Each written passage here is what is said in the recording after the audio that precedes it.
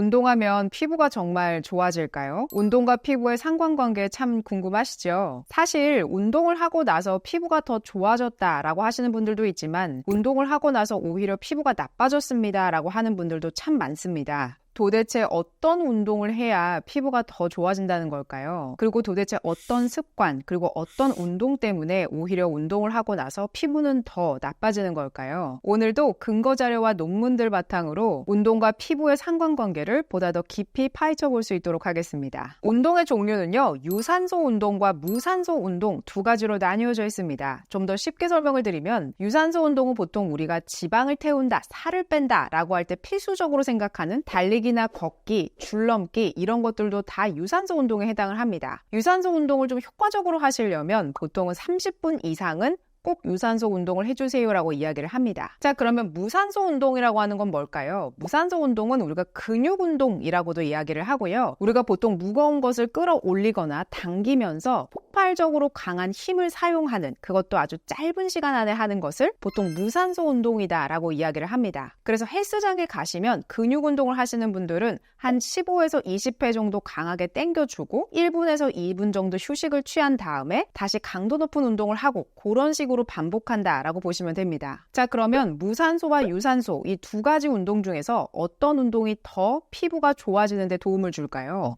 여기에 아주 흥미로운 실험을 한 논문이 있습니다. 지금까지 운동을 해오지 않았던 61명의 여성 지원자들을 대상으로 실험을 해봤는데요. 총 4개월간 일주일에 딱 2번만 운동해보세요 라고 한 다음에 무산소가 더 피부에 좋은지 유산소가 더 피부에 좋은지에 대한 실험을 해봤습니다. 유산소 운동은 36분을 일주일에 2번 정도 한 것을 볼 수 있고요. 무산소 운동 같은 경우에는 1시간을 일주일에 2번 한 것을 볼 수가 있습니다. 무산소 운동을 계속 1시간 동안 반복적으로 했다라기보다는 쉬었다가 들었다가 쉬었다가 들었다가 하는 몇 세트를 반복하는 식의 운동이기 때문에 실질적으로 기구를 들거나 근육 운동을 한 시간은 20분에서 30분 정도 될 겁니다. 그래서 피부를 더 좋게 만드는 운동은 유산소와 무산소 운동 둘 다 해당이 되고 유산소 운동은 피부의 탄력을 높여주는 데 도움을 줬습니다. 그런데 무산소 운동, 그러니까 단시간에 폭발적으로 힘을 주는 근육 운동과 같은 것들은요, 진피의 두께를 증가시키면서 피부의 탄력감까지 같이 높여준다라고 하는 결과를 얻었습니다. 즉 이거를 표로 정리해보면요, 콜라겐 유전자도 증가하고 탄력도 개선하고 한 가지 차이점은 진피의 두께를 더 두껍게 개선해주는 것은 바로 무산소 운동이다 라고 하는 것이었어요. 그래서 운동을 짤 때 가장 좋은 것은 무산소 운동을 하신 다음에 마지막에 마무리 운동으로 유산소 운동을 하시는 것이 정말 중요합니다. 둘 다 섞어서 하신다면 피부의 탄력감과 진피까지 더 쫀득하게 만들어주니까 안티에이징에 있어서는 운동이 정말 중요하다라는 것을 알 수 있습니다. 자, 그러면 운동을 하고 나서 피부가 더 나빠지는 이유는 뭘까요? 총 6가지로 나눠볼 수 있겠는데요. 첫 번째는 피부의 열감 관리를 제대로 안 해줘서 그렇습니다. 운동을 할 때는 어쩔 수 없이 피부의 온도도 같이 올라갈 수밖에 없습니다. 피부의 온도가 올라가는 것이 무조건 나쁜 것이냐라고 볼 수는 없습니다. 피부의 온도가 올라가면 당연히 피지선을 자극해서 피지 분비가 좀 더 되는 것은 맞지만요. 그러면서 노폐물까지도 같이 배출되는 그런 효과가 있기 때문에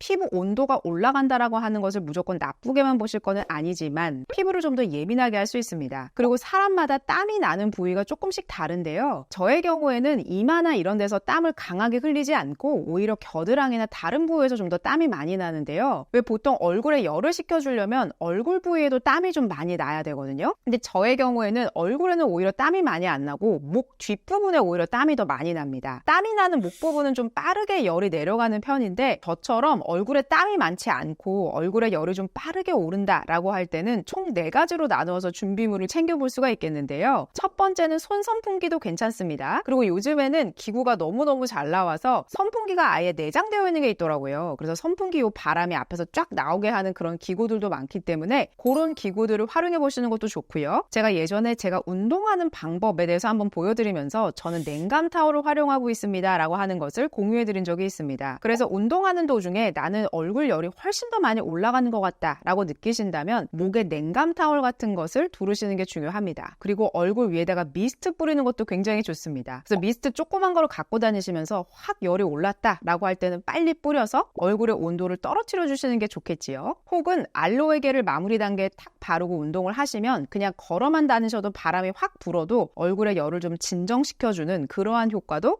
같이 볼 수 있습니다. 자, 두 번째, 운동을 할수록 더 피부가 나빠지는 이유는요, 평소에 모공 관리를 전혀 안 해서 그렇습니다. 제가 모공 관리를 잘하려면 라하와 바하를 적절하게 잘 쓰셔야 됩니다 라고 말씀을 드렸습니다. 왜냐하면 이 두 가지가 해주는 역할이 완전히 다르기 때문입니다. 라하 같은 경우에는 모공의 입장으로 봤을 때 피부의 표면을 막히지 않도록 도와주는 역할을 하는 것이 바로 라하의 역할이고요. 그리고 바하 같은 경우에는 막히지 않은 모공 속을 쑥 들어가서 모공 안에 박혀있는 그런 피지들을 깨끗하게 청소해주는 그러한 역할을 하는 것이 바로 바하입니다. 그렇지만 바하인 이 살리실릭 애시드를 저 같은 건성이 너무 높은 함량을 욕심내서 쓰게 되면 너무 피지를 말려버리게 되면서 오히려 트러블이 생길 수 있거든요. 너무 피지를 말려버리게 되면 피부가 오히려 뒤집어지게 됩니다. 그렇기 때문에 적정한 피지를 유지하는 것은, 즉 유분감을 어느 정도 유지하는 것은 안티에이징에도 도움이 되기 때문에 건성 피부 같은 경우에는 바의 함량을 너무 높이 쓰지 않는 것도 모공을 제대로 관리하는 방법 중에 하나입니다. 그리고 제가 늘 강조드리는 거, 약 알칼리 클렌저는 이렇게 땀 분비 많고 피지 분비 많으신 분들의 경우 꼭 약 알칼리 클렌저를 쓰시는 게 중요합니다. 아침, 저녁 둘 다 쓰셔도 괜찮고요. 어차피 우리가 화장품을 바르게 되면 피부는 다시 약산성화되기 때문에 너무 크게 걱정하지 않으셔도 괜찮습니다. 그래서 약 알칼리 클렌저를 쓰시면서 각질이라던가 모공을 막고 있는 것들을 빨리빨리 떼어내주는 것이 좁쌀 여드름이나 운동하시면서 모공을 막아서 더 트러블이 올라오게 하는 것을 막아주는 그러한 역할을 하기 때문에 이 세 가지는 꼭 챙겨서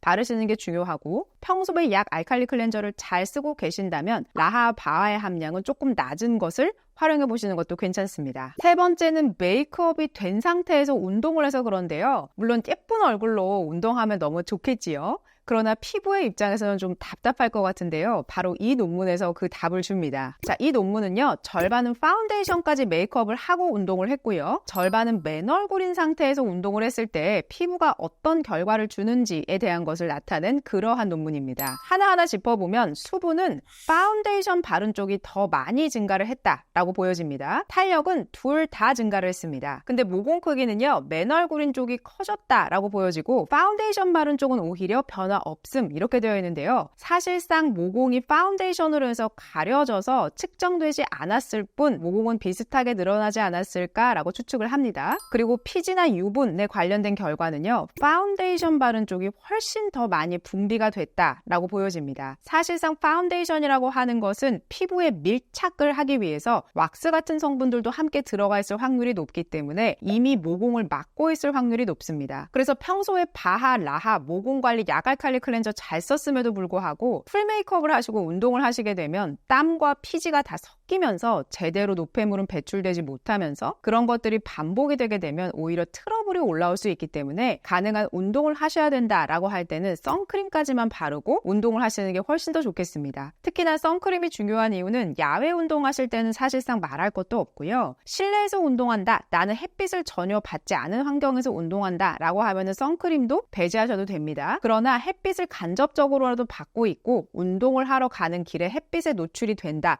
라고 할 때는 선크림을 바르시는 게 중요하고요. 그리고 운동하고 나서 선크림을 바르셨을 때는 이중 세안하시는 게 중요합니다. 다음은 운동의 종류가 무엇이냐에 대한 건데요. 사실 운동의 종류는 앞에서 무산소, 유산소 다 좋아요 라고 말씀드렸잖아요. 그런데 수영 좋아하시는 분들이 있습니다. 수영을 좋아하시게 되면 피부 장벽이 굉장히 쉽게 무너지게 되는 그러한 결과를 초래할 수 있거든요. 그 이유가 우리가 수영을 하면서 피부가 물에 노출이 많이 되지요. 그리고 피부가 붉게 되기도 하고요. 그리고 수영장 물 자체가 염소가 많이 들어가 있는 그러한 상태이기 때문에 피부의 장벽 관리를 잘 하셔야 됩니다. 그렇기 때문에 피부의 재생을 도와주는 병풀 추출물이나 판테놀, 세라마이드 콜레스테롤 지방산, EGF와 같은 성분들을 잘 골라서 바르시는 게 중요하고, 그리고 수영장 물을 깨끗하게 씻어주는 그러한 성분들이 들어가 있는 것을 쓰시는 게 굉장히 중요합니다. 그래서 수영 전용 샴푸 같은 것들도 많이 출시되어 있기 때문에 머리 감으실 때도 필히 꼭 중요하게 생각해 주시고, 그다음에 세안을 하실 때는 가능한 염소가 많이 들어갔기 때문에 약산성 클렌저를 쓰시는 게 좀 더 피부에 자극감이 덜 할 겁니다. 수영은 참 좋은 운동이기는 하지만 피부 입장에서 볼 때는 조금 스트레스를 받을 수도 있는 운동이기 때문에 잘 관리하시면서 수영을 즐기시는 게 중요하겠습니다. 다음은 진짜 중요한 부분인데요. 바로 위생 때문입니다. 사실 우리가 캐치하기가 참 어려운 부분이기도 한데요. 사실 헬스장 가면 참 많은 기구가 있지요. 그런데 땀이 흘렀을 때 그 기구를 만지고 나서 바로 얼굴에 손 올리시는 분들 굉장히 많아요. 저도 오전에 헬스장을 다니고 있는데 기구에 나도 모르게 이렇게 손에 잡게 되고 또 내려올 때도 뭔가 그 기구의 손잡이를 잡게 되고 한데요. 그런 부분을 간과하고 내가 다시 휴대폰을 만진다거나 아니면 이어폰 같은 거 끼고서는 보통 운동을 하시는데 그런 것도 쉽게 만지고 눈도 비비고 땀을 닦으려고 하면서 얼굴도 되게 쉽게 손을 가져가게 됩니다. 근데 그렇게 하면서 세균 같은 것들이 빠르게 트러블을 더 퍼질 수밖에 없는 그러한 환경을 더 조성하게 되기 때문에 얼굴에 손을 절대 갖다 대지 않는다라는 마음으로 운동하시는 게 진짜 중요합니다. 그리고 기구 잡고 계속 음악 같은 거 바꿔야 되고 아니면 기사 같은 거 읽으시는 분들도 많더라고요. 근데 그런 것도 계속 휴대폰을 만지고 있기 때문에 깨끗이 샤워하고 나서 가능한 휴대폰도 그 알콜 수압 같은 것들로 계속 관리하시면서 그런 세균 같은 것들을 내 얼굴에 닿지 않도록 관리하시는 것도 굉장히 중요합니다. 마지막 6번째 이유는요, 바로 음식 때문일 수 있습니다. 우리가 운동을 시작하게 되면 음식을 더 건강하게 드시는 분들도 있지만 음식 앞에서 조금 더 당당해지시는 분들도 있습니다. 그래서 평소에 나 라면 같은 거 잘 안 먹었는데 오늘은 내가 운동했으니까 보상 심리가 좀 작동을 해서 오늘 난 초콜릿도 먹어야지, 밀가루도 먹어야지, 라면도 먹어야지 막 이렇게 막 먹고 싶은 거를 다 드시는 경우도 있기는 한데요. 운동을 했다라고 해서 다 상쇄되는 것은 아니기 때문에 음식도 건강하게 드시면 더 좋겠지요. 그래서 갑자기 내가 운동을 시작했다라고 해서 음식을 바꾼 것은 없는지에 대한 것을 꼭 점검해 보실 필요가 있습니다. 그리고 또 운동을 시작하고자 했을 때에 영양제도 한번 쫙 바꾸거나 영양제를 시작하시는 경우도 있거든요. 근데 그럴 때 의외로 영양제가 나와 좀 맞지 않아서 얼굴에 좁쌀려들이는 트러블을 확 불러일으키는 경우도 많습니다. 어떤 분들은 비오틴이 그럴 수 있고요. 어떤 분들은 오메가3가 그럴 수 있습니다. 저의 경우는 오메가를 먹으면 얼굴에 좁쌀여드름이 확 올라오거든요. 그냥 사람마다 맞고 안 맞음이 다 제각기 다르기 때문에 갑자기 바꾼 영양제는 없는지 그런 것들도 살펴보시면서 운동 때문인지 식습관 때문인지를 점검해 보실 필요가 있습니다. 오늘은 이렇게 운동과 피부의 상관관계에 대해서 알아봤는데요. 저도 사실 운동은 꼭 놓치지 않고 일주일에 적어도 3번은 하려고 노력은 하거든요. 제가 사실 이거 운동을 하는 이유는 전 체력을 떨어뜨리지 않으려고 합니다. 왜냐면 제가 업무 강도가 굉장히 높은 편에 속해서 지치면 안 돼서 저는 사실 운동을 하는데요. 저도 이번에 이 자료들을 준비를 PD님과 하면서 저도 모르게 했던 운동들이 진피의 탄력을 내가 높이고 있었구나 라는 것도 많이 배우게 됐습니다. 그래서 몸은 조금 힘들겠지만 피부에는 굉장히 행복한 것이어서 무산소 운동과 유산소 운동을 잘 적절하게 하셨으면 좋겠고 꼭 헬스장 가실 필요 없이 동네 한 바퀴만 30분 정도만 걸어도 피부 탄력은 높아진다는 거, 그 점이 참 좋은 점인 것 같습니다. 이제 가을 되면 좀 더 선선해질 텐데요. 운동하시면서 피부도 더 예뻐지셨으면 좋겠습니다. 오늘도 도움이 되셨다면 구독과 좋아요, 알림 설정까지 부탁드릴게요. 고맙습니다.